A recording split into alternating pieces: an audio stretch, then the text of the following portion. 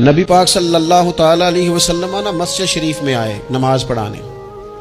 بہت سارے لوگ نا بچپن سے بڑی محبت والے ہوتے ہیں، چھوٹے ہوتے ہی بڑے پیار والے ہوتے ہیں، عشق لگا سی کھیڈاں کھیڈ دی دو۔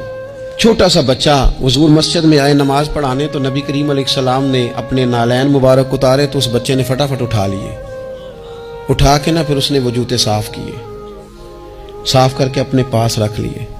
حضور نماز پڑھا کے باہر نکلے، چھوٹی سی عمر ہے، اس نے حضور کے سامنے نا وہ یوں کر کے نالین شریف رکھے، کریم رسول نے پہن لیے، حضور مسکرا کے چلے گئے۔ کیسا نصیبوں والا بچہ ہے۔ اگلی صبح پھر حضور نماز کے لیے آئے تو اس نے اسی طرح محبوب نے جوتے اتارے تو اس نے اٹھا لیے، پھر حضور کے جوتوں کو صاف کیا، پھر اپنے پاس سنبھال لیے۔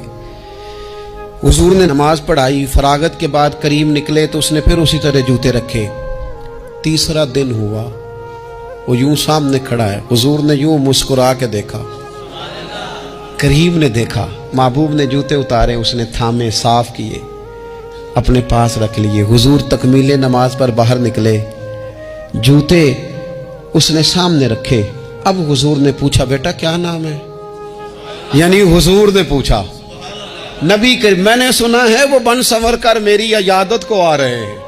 یہ دیکھو نا، نرخ بازار محبت کا انوکھا ہی ہو گیا، نرخ بازار محبت کا انوکھا ہی ہو گیا، خود خریداروں میں شامل آ کے مولا ہو گیا۔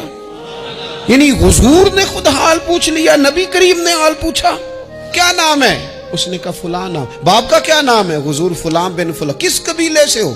یا رسول اللہ فلانے قبیلے سے۔ فرمایا تمہیں کس نے کہا میرے جوتے اٹھاؤ، صاف کرو، پاس رکھو، جب نکلوں تو دو؟ عرض کرنے لگے حضور کسی نے بھی نہیں کہا، میرا دل کرتا ہے۔ یا رسول اللہ میرا دل کرتا ہے، مجھے کسی نے بھی نہیں کہا۔ محبوب کریم نے نا وہیں کھڑے کھڑے دوبارہ رخ پھیرا مسجد کی جانب، کعبے کی جانب منہ کر کے حضور فرمانے لگے اے اللہ، یہ تجھے راضی کرنا چاہتا ہے، تو بھی اس سے راضی ہو جا۔